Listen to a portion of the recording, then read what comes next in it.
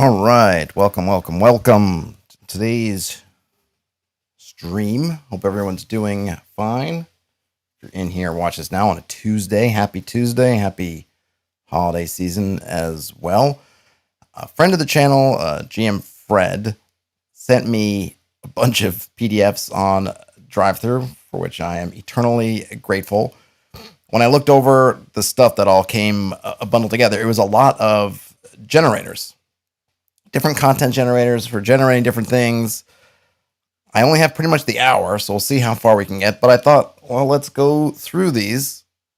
See if we can I have links to them all are going to be in the show notes. I'll try to post them in the chat if I can keep up. I don't have a particular order, but generator is always good. These are all, I was looking vaguely at the pricing. Hey, Walking the Path. How are you today? Looking at the pricing, I think they're all about $1. I think some of them might be pay what you want, etc., etc.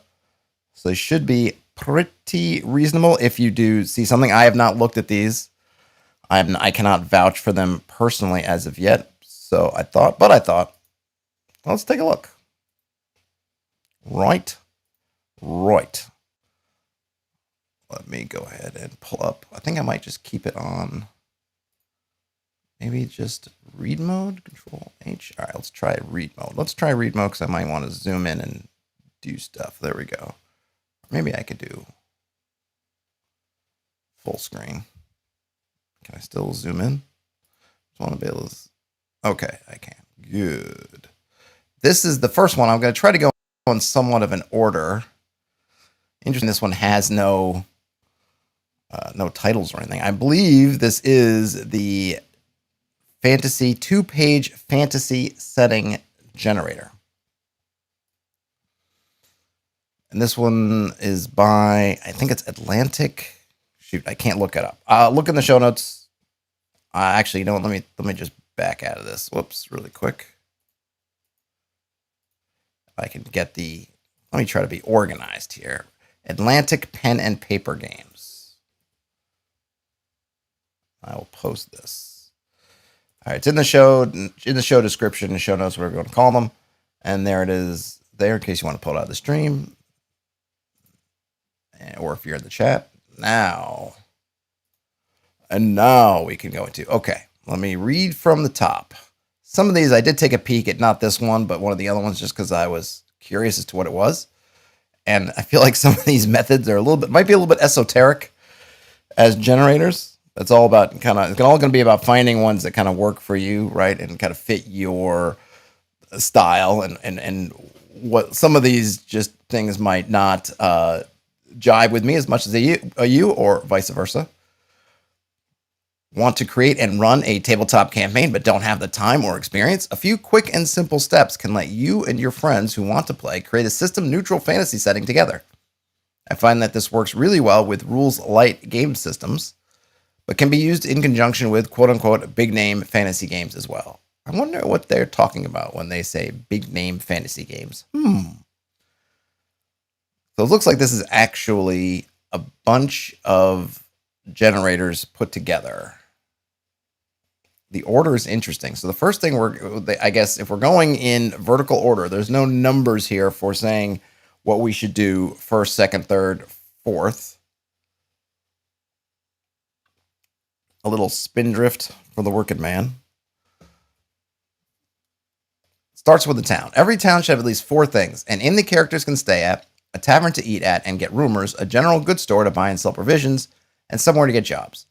Additional sites such as a magic shop, temple to a god, or gladiator pit, etc. depend solely on the type of game you want to play. All right, so hey, nothing. Nothing says, that is a cool, dense look, very different than modern minimalist aesthetic. It does, right? There's definitely something. I would say that maybe could use a little less density. I think, having done some graphic design and layout work, seeing one boxes and things that aren't lining up. Some of these, the margins between the borders and the text are either definitely not consistent, and some of them don't exist at all. Some of this layout stuff, I would say, yeah. It speaks to the grassroots nature of these things. These are by people who are, regardless of the name, right? Atlantic, what is it called? Atlantic Pen and Paper Games. These are hobbyists or professionals with very, very tight budgets. So we can appreciate the fact that it has kind of a very much a homegrown grassroots kind of look and feel. I think the one thing that can happen though is it can get to a point where you just can't tell what you're supposed to do next. And we'll see if it hits that point. But we got to get a town, and we have an in name generator. We can roll 2d6 to get some in names. So we could get something like the Rustic Red Inn, the Cockerel's Crow Guest House, the Weary Traveler Arms. Maybe you want to put something in there like at arms, in arms, the coat. I don't know. Lofty Gaines Lodge, the Hat and Capstick Hall. So you get some good choices out there. Now because there's still a lot, but you if you use this extensively, you could potentially start getting duplicates. They could maybe do. I kind of think that I keep forgetting what the name of it called. The kind of Spark Notes or whatever it's called style, where you give two options with each one, like lofty or something, and then this or that could stretch out this table. But I definitely like some of the names you can get out of it. The Weary Traveler Guest House, the Lofty Gaines Lodge. So we have that, and now we have a tavern name generator. Seems pretty self-explanatory, easy to use. Now, nothing else that says, yeah, it looks like a newsletter from the early 80s just making stuff. Yeah, it definitely has that vibe to it. So for the tavern names, we can get stuff like the Ferret and Fox, the Drum and Lyre, the Ox and Dragon, the Hawk and Fox, the Dwarf and Gnome, stuff like that. Suggested endings. Oh, and then you can add at the end of it, tavern, alehouse, taproom, public house.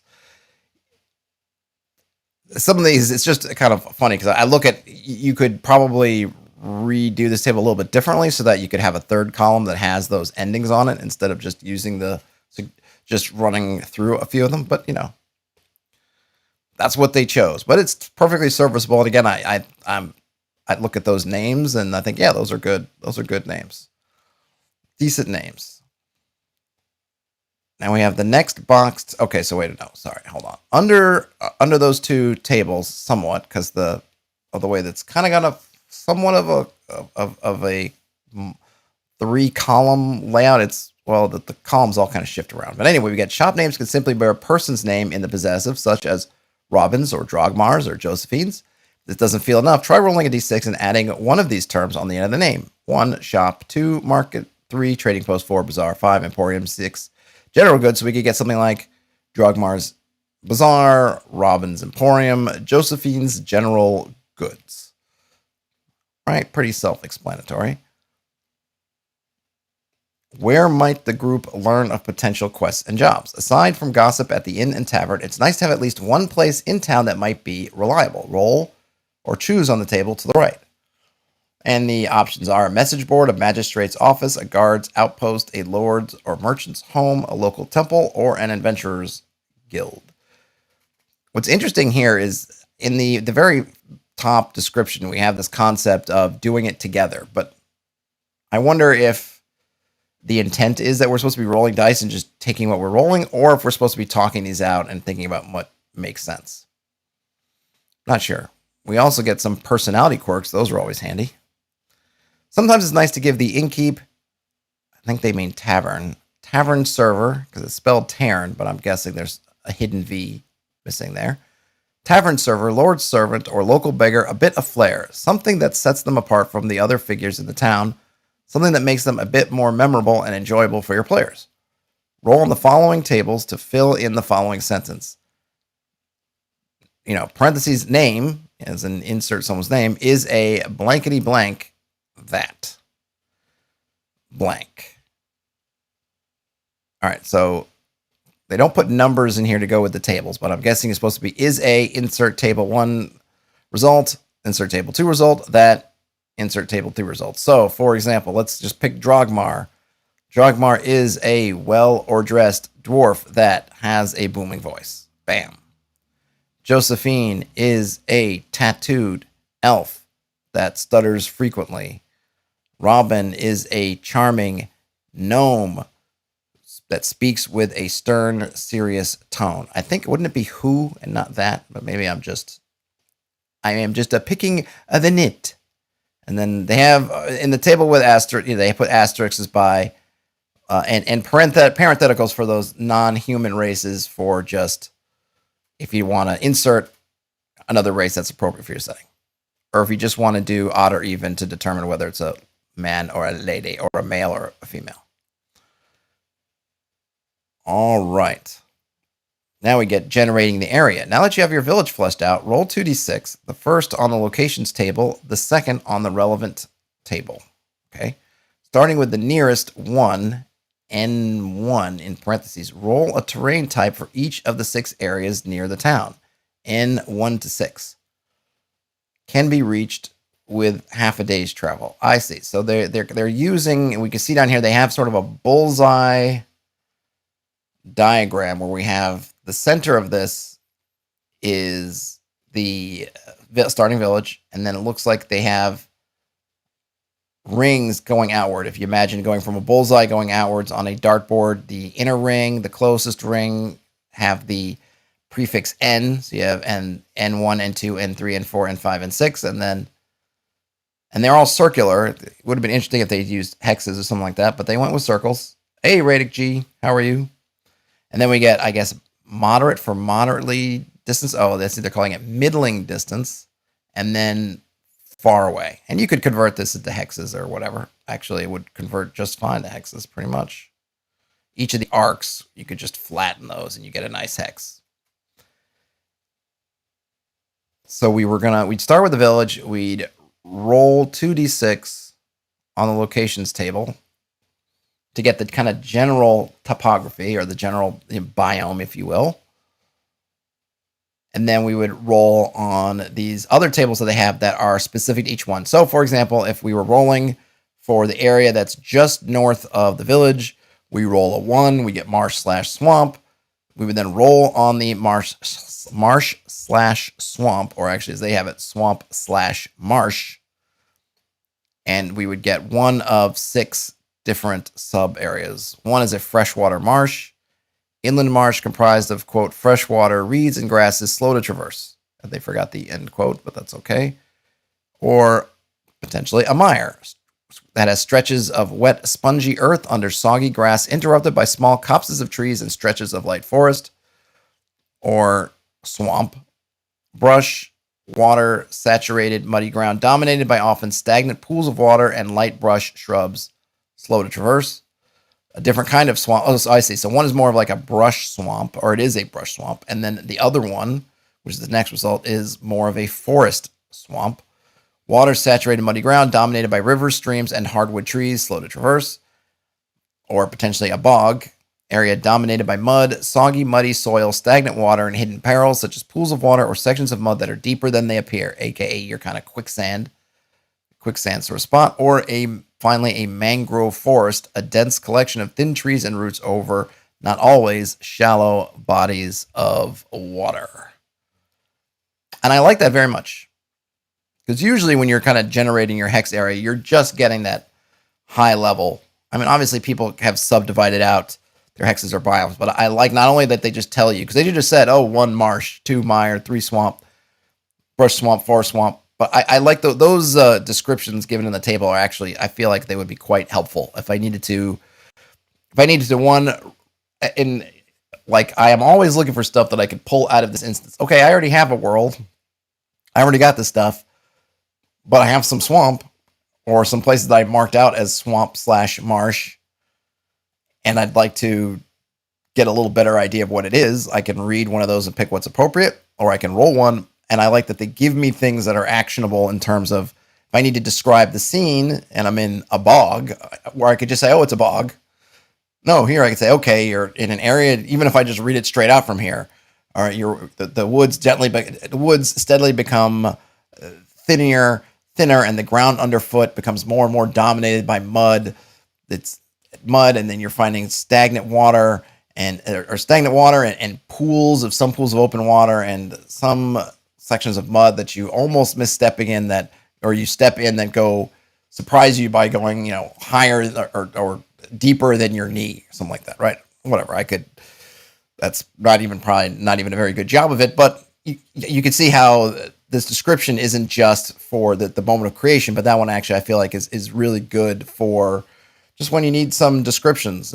And I know there's some other difference between swamp and bogs. I think swamps have a acidic pH. I think bogs have I forget the opposite, the base or something. I think there's some kind of difference there. I'm not sure that these are accurate in a scientific sense between swamps and bogs. Well, maybe they are. Somebody let me know if these are indeed accurate, but it doesn't matter really.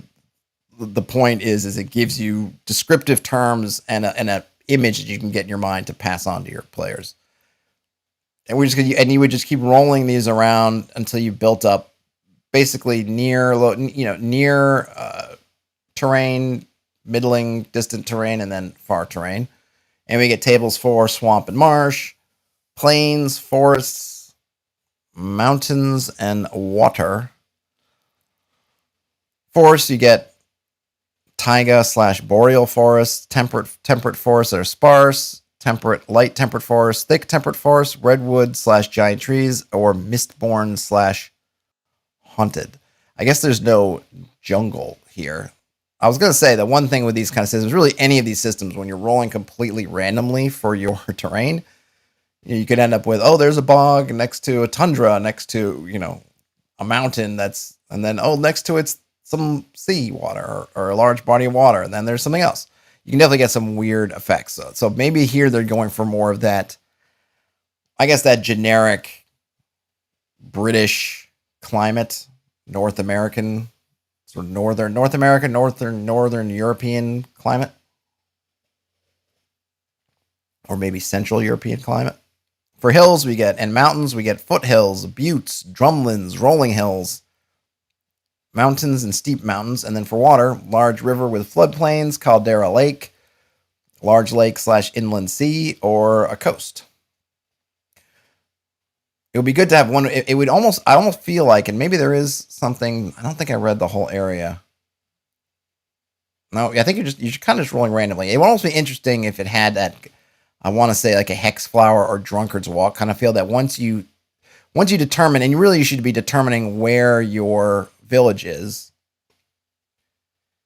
and then going out from there and figuring out, well, if I'm in a bog or a swamp, then probably it's just not going to be, I don't know, I suppose with a bog or a swamp, there could be anything next to it because it's fairly neutral. Maybe just not if you were surrounded by mountains, but then you could just, you're in a valley that's got a swamp in it. I'm not sure, but if I got, say, I don't know what it would be, tundra, because you can get tundra, then I would want the things next to it to kind of reflect that. I wouldn't want to go from tundra straight to temperate, thick canopy. I'd want it to go through taiga and then, go through some other things. Brian Smith's here. Brian Smith says, bogs always have dead warriors in them. That's the requirement as far as I'm concerned. Fantasy over science. Absolutely. I'm not even sure it's over science because it seems like everywhere there's a bog, you find something's fallen in. Brian Smith says, drunkard's walk. Can I explain? Yeah, it's, I don't know if you can do it without, it's kind of a computer method of, I've seen it in programming. I don't know if there's a way to simulate it with dice, but it's kind of somewhat random. So you get, let's say if you're starting if you're starting kind of here and you had, say 3, you said, okay, if you're rolling 6-sided dice, you say, okay, maybe 1 to 2 is here, 3 to 4 is straight, 1 to 2 is left, 3 to 4 is straight ahead, 5 to 6 is right. And you would keep rolling those dice and that was your train. You'd move around and you get this kind of zigzaggy, odd, depending on what you were doing for your mechanism of randomness, it might double back on itself. It kind of has this weird, and a weird pattern when you look at it afterwards, like, I guess, some kind of fictional drunkard stumbling around. Might take a step back, 2 steps forward, turns to the right, doubles back to the left.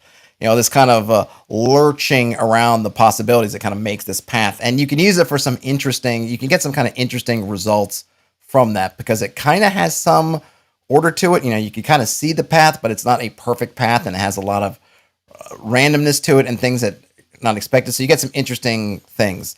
I'm sure I'm explaining it poorly. You could probably, Wikipedia or something could probably give you a much more accurate and technical idea, but it's a way of sort of navigating, creating these kinds of creating certain kinds of patterns. Not super different from kind of a hex flower. It's just another way of just sort of visualizing that, and because it has that appearance when you look at it at the end of all these decisions it's making, it has this kind of pattern like some drunk was stumbling around. I don't know who was watching drunks stumble around to determine, or who knew enough about that to suggest that that's what it'd be called, but that's what it kind of became called. So that's Drunkard's Walk. But I think the idea, I guess, ultimately, maybe to circle back just to bring it in, the idea of the Drunkard's Walk is that that pattern does reflect kind of where you've been. So you are making those kind of forward movements in the same way. If we're filling out this, this kind of circle, you might get to, okay, your planes, where all the exits from planes is, you would write them in such a way that they kind of make sense geographically or in your biome sense. So you could say, okay, if I'm much like a hex flower, you would say, if I'm starting off on tundra, all the possibilities around me are going to kind of be things that would reflect moving away, what would be next to tundra. So as you keep rolling and moving around the hex flower, it'll have that. If you were to map it out just in the moves, it would kind of have that Drunkard's Walk sort of look to it, but you would be getting things that kind of make sense. Maybe not perfectly, but you could say, oh, okay, from a tundra, you're only going to be able to get to taiga or mountains or glacier or, whatever. Something like that. I don't want to go too down in the weeds, but hopefully that makes sense. Brian Smith says, I got the gist, I think, a middle ground between sterile, procgen, and organic tree. Yeah, it's kind of, it's right. I think the idea is that you're getting something that seems organic without being truly organic. You're kind of, you're putting some kind of structure around the randomness of the way it operates so that you can get these effects that kind of look organic, maybe if you squint, but aren't really. It's a good shortcut if you're not doing something super crazy. All right, so we have all of these. I'm already at 22 minutes, so I kind of feel like I need to get through this because I got a bunch more of these generators to go. Placing hotspots. Once you've mapped out the terrain near, middling, and far away from the village, it's time to get your players to roll to place the hotspots. Okay, so here the players are definitely getting involved. Players roll once each. If 3 or fewer, it's suggested that they roll at least twice. The storyteller, aka the GM, DM, referee, also gets a roll at the end. 1 die is to determine how close to the town the hotspot is. 1 to 2 is near, 3 to 4 is middling, 5 to 6 is far. The other, which space in that range, 1 to 6. A roll of 4 and 2 would, for example, place a hotspot in space M2, where the spot where the spot is has been determined. What it is, that could probably be rewritten a little bit, can be figured out by rolling on the following table. All right, so the first thing we would do, if I'm just going to go back up here, is you would roll to basically see which zone you're in. Are we near? Are we middling? Are we far?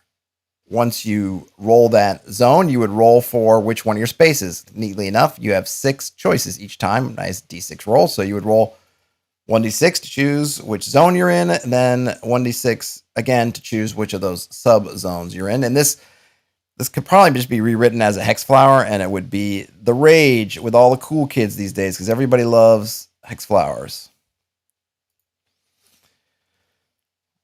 Riddick G says, I have a whole folder of generators. I feel overwhelmed. If you could recommend one source of generators or book, perhaps, what would it be? Well, I would have recommended Ready reference sheets, but there's all kinds of issues with Judges Guild that I don't feel good at recommending it at the moment. If you watch my video on I think it's the D30 Hex, I want to say it's the D30 Hex Companion, something like that. I can dig up the link later on. That probably is a really good one. And there's a sister book that has a whole bunch more of D30 tables. Those are really good. The Worlds Without Number, if you watched any of my streams on the Worlds Without Number campaign creation stuff, they have tons of tables that would be very useful. Though I think that's more of a, hey, I'm prepping a setting kind of thing, or a campaign, as it maybe fits better there than sort of an in the moment kind of thing. But those will probably get started. Yeah, there's so many generators, you can kind of get lost. I feel like what you end up doing is or at least how I end up doing is you end up cobbling together your own generators from the kind of best things you like, or at least the things that work for you out of other generators. Generators giving birth to other generators, giving birth to other generators. It's the circle of generator life. Okay, so we've got this idea of we're going to figure out these places to put hotspots. And the hotspot choices we have are Warren, a network of natural caves and tunnels. It has some suggested monsters, but I'm going to skip those for brevity. A crypt, a temple or burial site for an important individual or forgotten culture. Ruins, long forgotten and broken temples, palaces, forts, or even settlements. Tower, a foreboding lair of ancient or more recent evil. A portal, an imposing gateway that, under the right circumstances, opens to another realm. Or a settlement/encampment, a quote-unquote town or war camp inhabited by monstrous creatures who mean nearby towns harm. Brian Smith says, it's how random roll tables procreate. Absolutely. They roll boxcars, and a new, when you have a mommy table and a daddy table, and they roll boxcars each, you get a baby table. Spots that don't make sense can be re-rolled, but sometimes it's best to simply go with what was rolled and improvise. A settlement on the ocean might instead be a fleet of pirate ships. A tower in steep mountains might be accessible through a hidden cave. Itself an adventure. The only rule is go with what works best for your group. All right, that's good advice. Roaming monsters. Each day, the storyteller should roll 2d6 twice to determine the location of roaming monsters on the map. I kind of like this idea. I mean, I just started it, but it seems intriguing. A roaming monster is like a random encounter that, if in the right spot, the players may encounter. The storyteller should do these rolls in secret and not share their locations with the players. The threat can be a number of smaller creatures, packs of wolves, groups of wandering bandits, etc., typically one per player or one big creature. A giant dragon, powerful demon, giant animal, etc. Even if the players encounter a roaming monster and defeat it, still roll for 2 monsters the next day. Townsfolk might even have bounties on different types of roaming monsters. It's a very nice idea. Oh, Radix said, I missed this. D30 Sandbox Companion. Yes. That was one that... and yes, there's also the D30 DM Companion. Yeah, he's got them all in the folder. All right. Oh, did I forget a table? Oh, no, I didn't. Whoops. Okay, so it's not giving us a monster list. It's just telling us. The roaming monsters... Okay, I'm just going to pause here for a moment. I really like this idea of roaming monsters, but maybe not the way they're intending it. I like the idea of you have this essentially a hex flower, though it's rounded, of all these places that are basically near, middling or far. I really like the idea of and I might not use a day, I might use a week, or maybe I would roll to see where it is. So let me try to explain this, what I would do.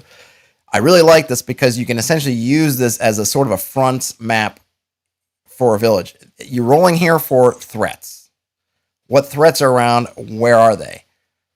So you have this village here, and you could have these, you could kind of chain these together. Okay, so this village, let's call it Hobbiton. We'll go with the Lord of the Rings, right? This is Hobbiton.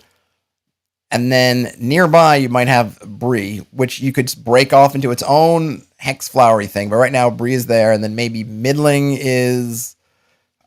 I don't know what would be considered middling, whatever your distances are. Maybe we say that's Imladris, that's Elrond's place. And then let's say far back here, got the Misty Mountains or Gondor or something like that, right? I don't know why I'm using settlements. We could use geographies. But the point is that I would roll. Okay, so it's day 1. I roll to see what zone it's in. If it's near... then this is the thing that's basically a day or a little bit less than a day away from town. It is an active, known threat. Probably be moving towards the town. Maybe anything that's on here would be moving towards this village for whatever reason. In our case, Hobbiton. So maybe I wouldn't have these as Bree and whatever. Or maybe I would, knowing that, okay, this is whatever, grassland and Bree. And then if there's a creature here, it might be attacking Bree or doing something like that. Anyhow. So if it's near, it's directly threatening the village now. It is here. It's essentially on your doorstep. It's coming. If it ends up in far, the party may not know about it yet. Nobody might know about it, but I know it's there. And it's slowly going to be moving in, however you want to scale these distances, however it takes from far to middling, from middling to near, it's moving.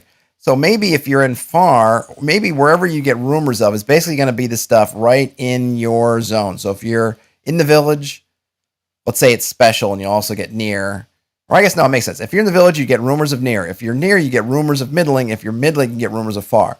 So if, for example, you have an orc horde show up in F1, as long as they're in F1, the party wouldn't get really rumor of them until they got over in this M1 zone.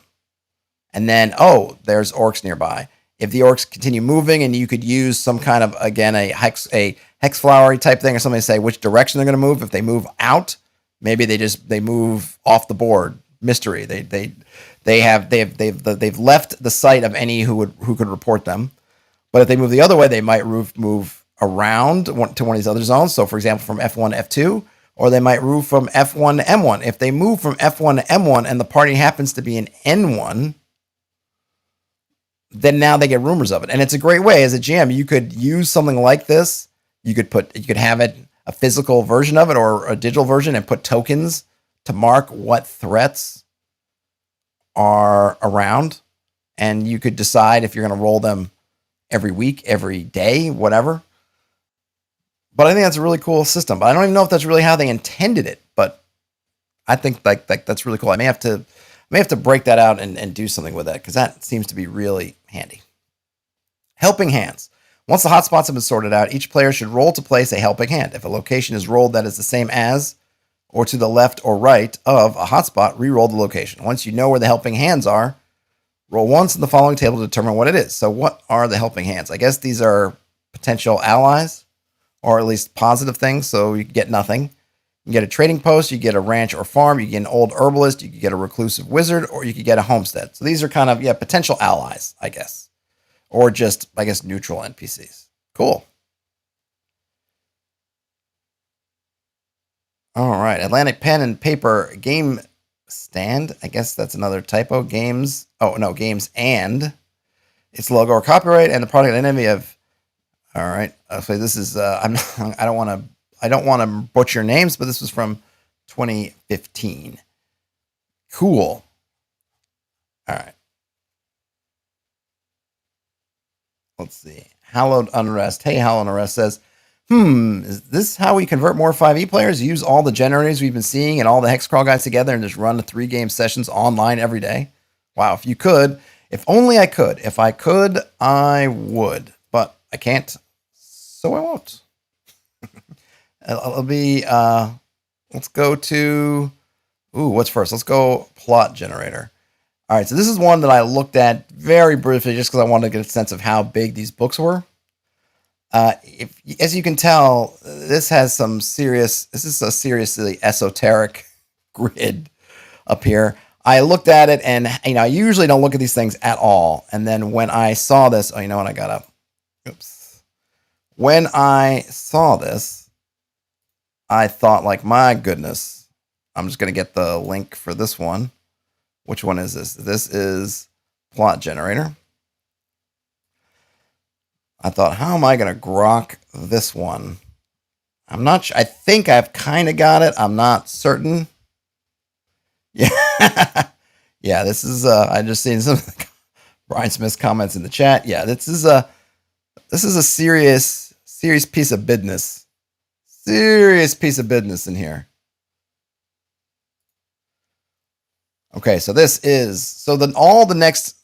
first generator is by the Atlantic, gosh, why did that name just not sticking in my brain? Atlantic Pen and Paper Games. All the rest of these generators are by a gentleman named Ken Wickham. I mean, look at that table. I mean, if you happen to be, because I put these out on podcasts, so you happen to be listening to this later, at some later date, I don't think I can stress to you or maybe stress is not the word. I don't know if I can truly describe to you the kind of tabular madness that is this table. It's got 2 columns that run along. So if you think of it in Excel terms, your columns A and B are colored, have different colors, alternating between purple, green, red, and orange. And they run down to the bottom of the table, and then they also run across the bottom, forming a left and bottom edge that also have numbers running across. Then inside, you have a alternating grid of gray and white boxes, though not always, they're not quite alternate. Every other row is just gray. The intervening rows are white and gray. So it makes kind of a interesting pattern here. And then some of the numbers, it looks like there's the first inside after that border, those two border rows, columns and border rows, there's the next column has no numbers. Then the columns after that, of which there are 12, all have numbers, and some of them numbers before them, like in a list. So, 1 dot whatever, 2 dot whatever. But then they also have numbers in parentheses. Not all of them, some of them. I believe, just because I did do a quick pre-read of this when I opened it and just was overcome by it, that those parenthetical numbers go 1 to 100 that you can use as a way of using the table if we're not using the other madness table, which I think has something to do with some combination of 2d6, 1d12, 1d20, and 3d6. I think you can use all or any of those dice, or maybe we'll get into the directions. It's not super clear, but I believe this is only $1, and it probably makes perfect sense to Mr. Wickham. Frederick Ork, GM Fred, who sent this to me, you might be able to ping him wherever you can find him. Frederick, you should put your Discord chat, Discord invite link in here so that anybody who needs to know how to use this incredible table can ping you for the rundown. It's I can feel my brain shutting down. Yeah, it's intimidating. Absolutely. Also, this is Ken Wickham, you villain. If I printed this out and handed it to a player, they would slap me. Yes, well, it's not for players, right? This one is purely for GM. All right, let's see his directions. 1, for one roll limited results, roll a D100, normally 2d10, where each die equals 1 digit. Find the result in the parentheses or using the numbers from the first row. All right, so the parenthetical numbers make sense. So if you notice, or if you do, you roll a 1 to 100. If you use 1 to 100, I don't know why they didn't do this. I guess because in the top row only has the numbers in front of the terms and not in parentheses. And that is because, though it took me a moment to catch it, because that's the one row where those numbers are the same. So I think to avoid having, say, the first one, which shows on the table as 1, period, right? Number 1, ambitious reach. They would put, if you were going to be super consistent, you would put in parentheses after ambitious reach also the number 1. So thinking like, okay, it's clear. I wouldn't say it's super clear, but I did figure it out. Roll 1. If you roll 1 to 12, you just pick one of the first row, and they just use their front numbers. If you're rolling past that, you have to then use the parenthetical numbers, and you get all the way to 100. Now, there are more choices, but I guess they're over 100. So if you're rolling with 100, you're going to miss out on some of the options that you could possibly roll. So that's method number 1. Probably certainly the easiest method if you just make sure to remember that little bit about the parenthetical numbers versus the front numbers, except on the first row, in which case you only have the front numbers. For other dice, you can roll either 2d6. Age row is not included. I don't know what the age row is. 1d12, 3d6, or 1d20 dice to find out which row to consider, indicated along the vertical edge. Quest, adventure, pursuit, escape, revenge, etc. So that you're going to roll. Okay, hold on. I know there's an example, and that's kind of what helped me the most. For the dice, along the margins, the color of the square indicates which number square to read. 2d6, you read violet. 1d12, you read green. 1d20, red. And 3d6, orange. All right, so we're going to roll 2d6, or you have your choice of dice. And this is really, I don't know why. Okay, this is 2018. Okay, so we've got things like any dice. We've got, I don't know, Discord's older than 3 or 4 years, right? It's just interesting that they, on the one hand, look, whatever die you have, you can pretty much use with this. You got a D6, you can roll it twice. You got a D12, roll the D12. You got 3 a D6, roll 3D6. Hey, you got a D20, roll D20. I'm not sure why, and of course they have the D100. I don't know why you wouldn't just want to say, hey, look, just use the D20, or find a web page on your phone or an app if you don't have the die at this point to find a D20. It would make this a lot simpler. Now, this is, of course, because it tries to fit just about every die type under the sun, or at least every common die type under the sun, it's extremely flexible in that way, but it also means there's a lot of confusion. So you roll, basically you roll these dice twice, or you can roll basically as many times as you want, or you can roll twice. I think twice gets you kind of the main thing, but you can roll more times to get more stuff. And of course you can discard or change the results as necessary, and then you interpret the results using creativity and considering your story situation. So let's just go through their example. So we're using 2d12. The first roll, and I had to kind of find this because it wasn't super clear to me until I took a couple of stabs at it. So we get a 1d12 roll, we get 5. So if we go up and we go down the 1d12 roll, we get 5, which, let's see, we have to look at their text. Rivalry or underdog. So actually what I did last time is I actually found rivalry or underdog and then kind of backtracked it to what I had rolled. So here we go.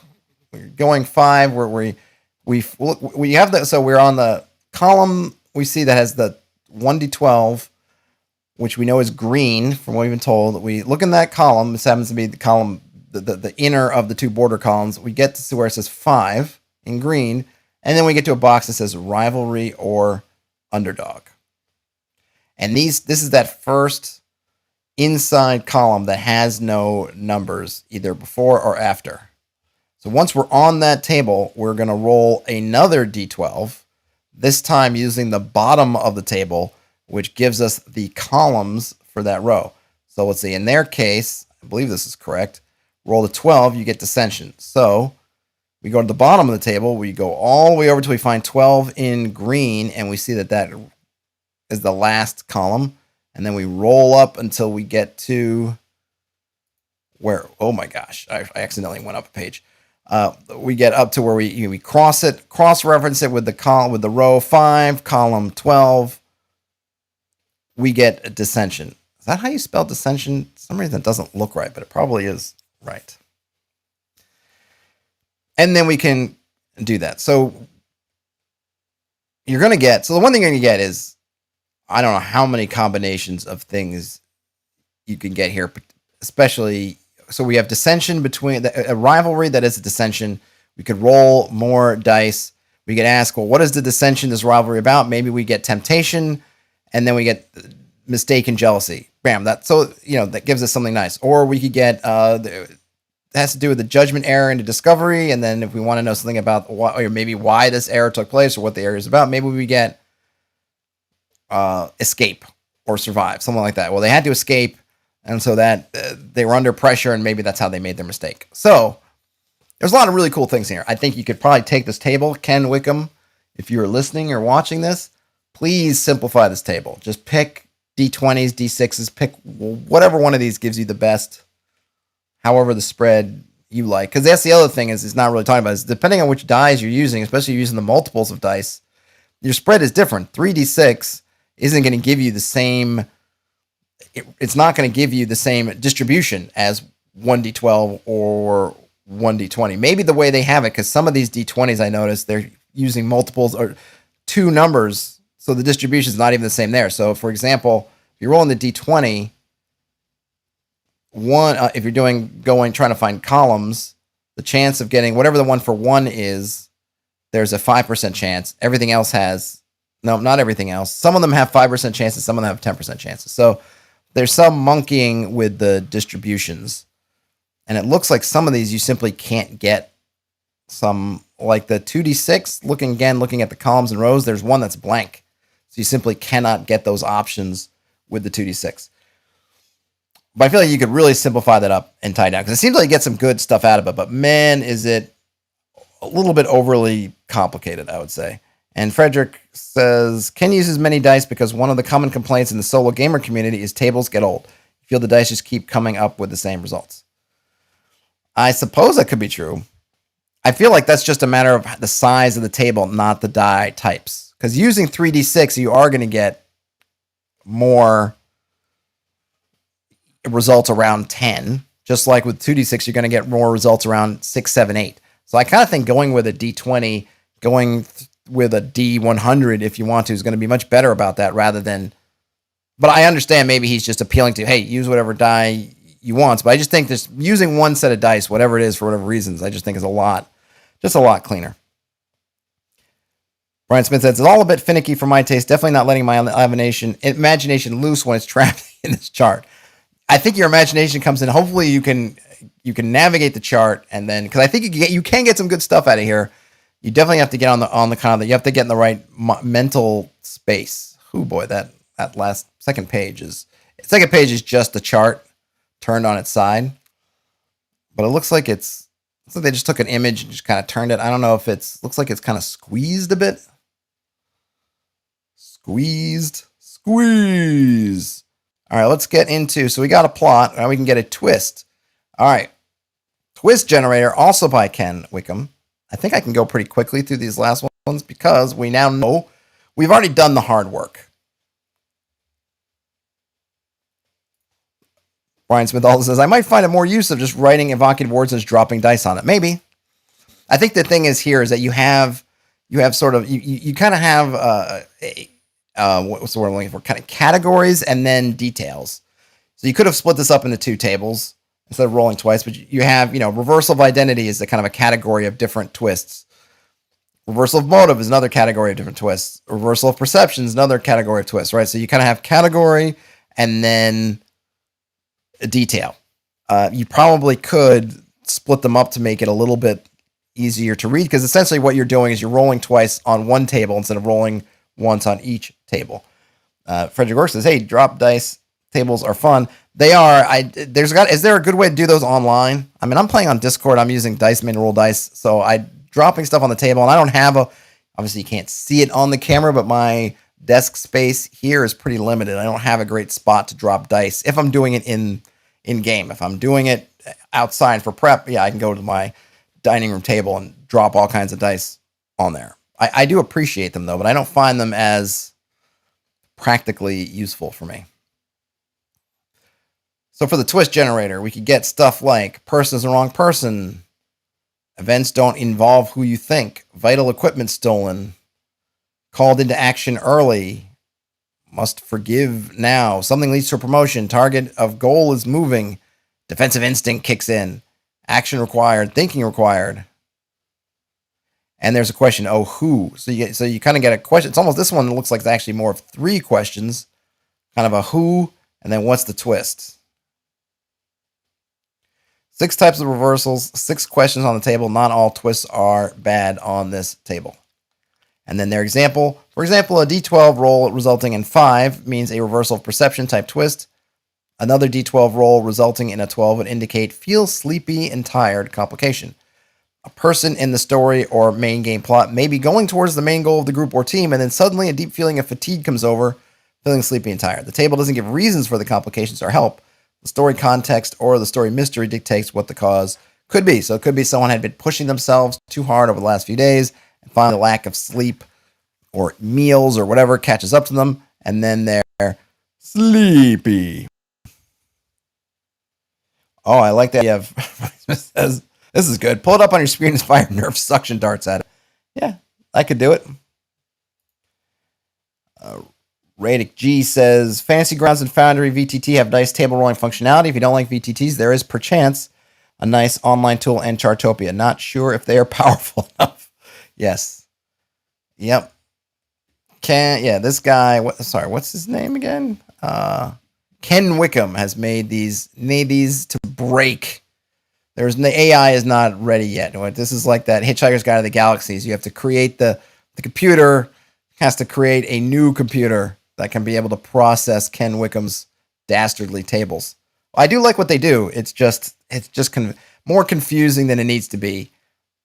I think break it out into some tables. I don't even know if you really need these reversal types, because it's kind of the details are basically the self-explanatory which ones they are. A better use of this might be kind of who they're happening to. Like, who is the reversal of fortune happening to? The protagonist, an antagonist, someone on the side?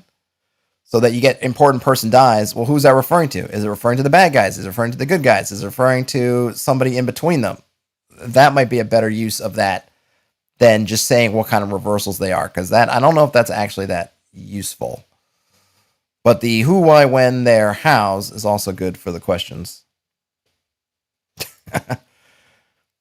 Brian says, Ken Wickham laughs in the face of AI. Yeah, indeed. He has nothing to fear.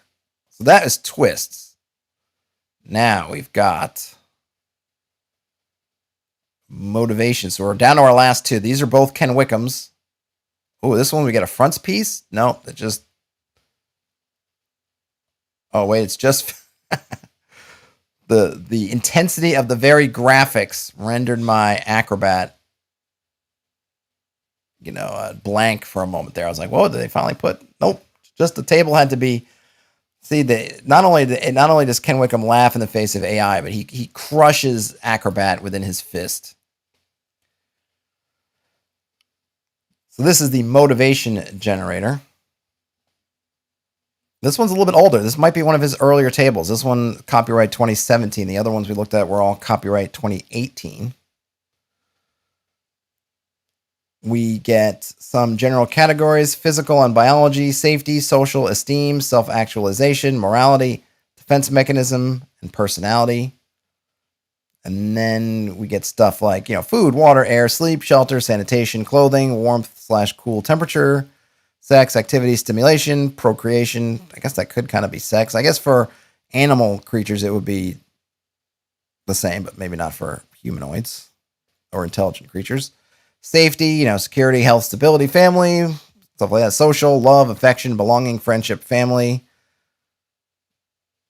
membership, community, such and such. You get the idea. Same process as the other ones. Some of them don't have categories. They have stuff like reason, loss, adventure, protect, escape. This seems kind of to be basically a why kind of reason. Personality. I wonder if that's in the right box. I guess stuff like discover, analyze, control. Also judge, critic, socialize. Then we get numbers on the bottom. Adventuring, organizing, promoting.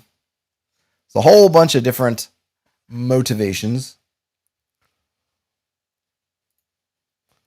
Brian Smith says, modern commuting not able to render the myriad possibilities Ken Wickham summons forth. That's right. Can't do it. And I think I forgot to put links to some of these. So let me drop. We did the twist. So I'm going to just drop the twist. There's the twist. I'll just pop this on the chat so people can see it for a moment. That's the twist generator link. And these are all in the show notes, at least on YouTube. I'm not sure if you're watching this in some other platform. It may not show the description and stuff. Might not be there. So go to YouTube or pull it out of the actual video. And this one is the motivation generator. And we got one more left after this. But I'll go through the example. We're doing the same. We know the system. So let's just see. He uses the same dice for each of his examples. D12 resulting in 5 means self-actualization motive. Then the second D12 resulting in 12 would indicate a normal motivation. I don't know what would normal mean in that instance. Self-actualization, that's normal. So the self-actualization motives are things like truth, lies, good, evil, beauty, ugliness, wholeness, fragmentation, liveliness, inhibition, uniqueness, and then normal. I'm not sure what that means in this. Brian Smith says, I'm new to the channel, loving these design deep dives. How often do you look at drive-thru products? I don't know. I mean, it's so really what happens is either I get stuff or people will send me stuff, and usually the digital marketplace is drive-thru, or if it's not their main marketplace, then they have it on drive-thru just because it's ubiquitous. So there tends to be links to drive-thru stuff. Not always. Some stuff I've looked at that were Kickstarters in progress. I just have a Kickstarter link, or I might have a link to somebody's store, or it might be on itch. There's a bunch of different things, but Kickstarter's, it's just everywhere. I mean, almost everybody puts their stuff on Kickstarter. I mean, not on Kickstarter, sorry, on drive-thru. So it tends to be, if I'm buying stuff and I'm looking, 90% of the time, 95% of the time, I'm going to end up finding it on drive-thru. Like I said, Frederick Rourke, GM Fred, was nice to send these to me, and he sent them through drive-thru. And then oftentimes if someone wants to send me something to look at, they will send me it through DriveThru. It's everywhere. It is everywhere.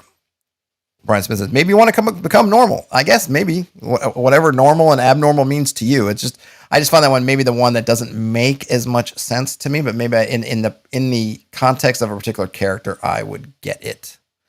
I would get it. All right, that's the motivation generator. And then last, but certainly not least, the knowledge generator. This one from 2018. So it seems like that was maybe his first stab at the tables. And these categories and selections are based on Library of Congress categories and classifications USA. All right. So we're looking for, I'm not sure what the use, maybe we're looking for info. So maybe we're going to a library and we want to know what they've got. Is that right? So let's go down to his examples since we kind of already know that, well, we definitely already know how to navigate these tables now. A D12, he changed it up. A D12 roll resulting in 9 means a science knowledge. Another D12 roll resulting in 10 would indicate botany. Person in the story or games may know about plants such as identify species, knowledge of selecting herbs, recognize poisonous plants, know edible fruits and berries, or care for various plants. Let's say that you continue rolling, and besides botany, you get linguistics and scholarship. 1 botany, 2 linguistics, 3 scholarship might help trigger a creative idea for a character's profession and skills. It might describe a character that is a professor of plant taxonomy. So this one's really cool. And I mean, not that they're all cool, but this one, I don't know, this one kind of strikes me when you're maybe looking for random NPCs. You know, your party's in the village and they want to go, hey, I want to talk to that guy. What does he know? What does he know? What is he concerned about? If you want to know maybe what somebody knows, maybe what they're on about, what their, you know, what someone's obsession might be, what their interests might be. And you have all of these you can run down. If you already know a general piece, you can just pick it. They're encountering a philosopher. Well, I can just roll on one of these philosophy, psychology type things. Or it's a cleric or some type. Maybe I could roll and they're an expert in demonology, or they're a prophet or a seer, or they're interested in ethics and morality. This is somebody in the village green that's always ranting about politics, and the party decides to confront them for this or another. Let's find out what they're kind of really on about. Oh, maybe it's religious law, maybe it's private law, civil law, right? Maybe they're a judge, right? on a judge who rants in the village green on their spare time. I don't know.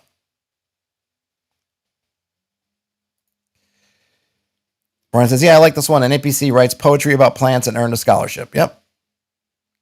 Exactamundo. So this one, and did I put the link?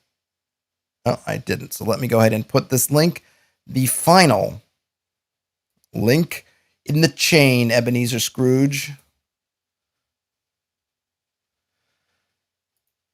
Chip says this chart is cool. It is cool. It's like a lava lamp, or you could just kind of stare at it, and just don't stare too hard, because as you stare into the chart also stares into you. Random table Nietzsche, ladies and gentlemen. So this is the knowledge generator chip. You can go back. There's a few of these. I think we did.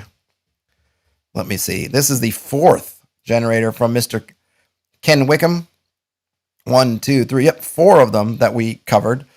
I think once you get the thing is about it, and we joke and we kind of kid about the table, but I will say that if you were to use these, once you kind of figure it out, you just kind of got to get over this first explosion of colors and boxes and things. And then once you settle into it, I think if this is something that you put into your toolbox and you use it often enough, it would become second nature.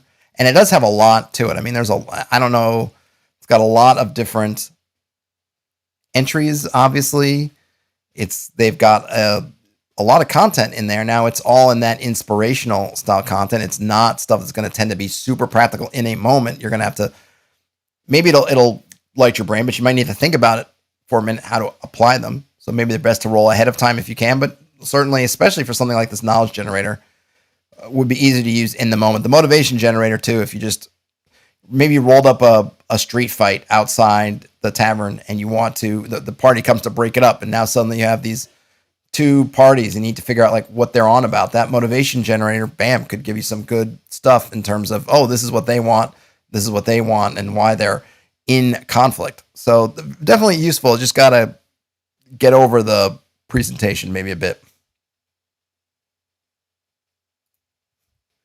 Ooh, I like this. Wickham's Wizardly Web of What's and Whys.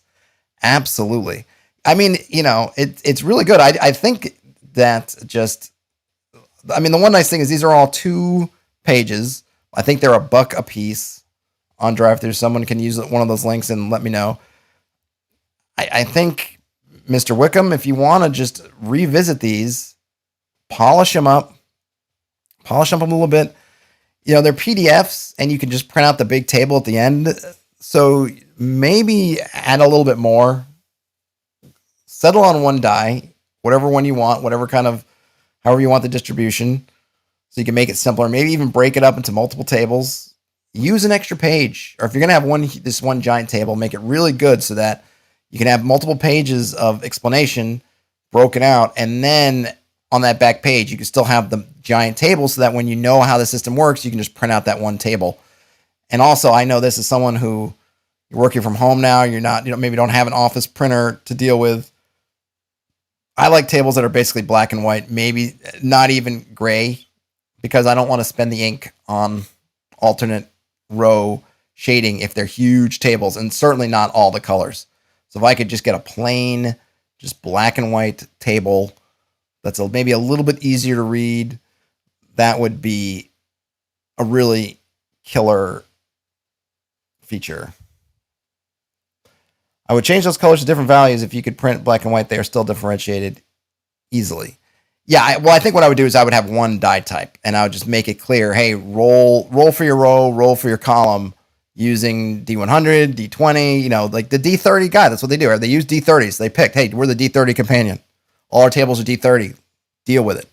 That to me is fine, because once you figure out however you need to roll, if you need a 30-sided die or you want to use a dice rolling app, or you figure out how to get a D20 and D10, I don't know, whatever you want to use to figure out how to get to D30, you get there. And once you got there, you know how all the tables work. This kind of choose your own die, and they might not all work the same. They might not even give you the same. I have a feeling these probably don't give you the same distribution. Maybe they do. I don't know that they do. Seems a little bit like, why are we going through all that trouble? Just pick something and go. But that is it. That is a fistful of tabletop role-playing game generators. I think that it lived up to the title. If you missed some of these because you came in the back, then hey, just rewind to the front and watch them through.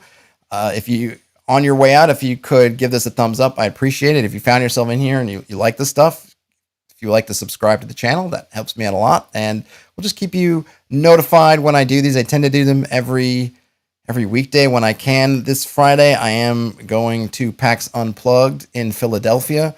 I'm not sure if I'm going to stream that day or not. It might be at a different time. Might be something completely different. We'll see when I get there and how all that shakes out. But I am excited to go. And if you're going to PAX Unplugged, drop me a line. Maybe we can connect.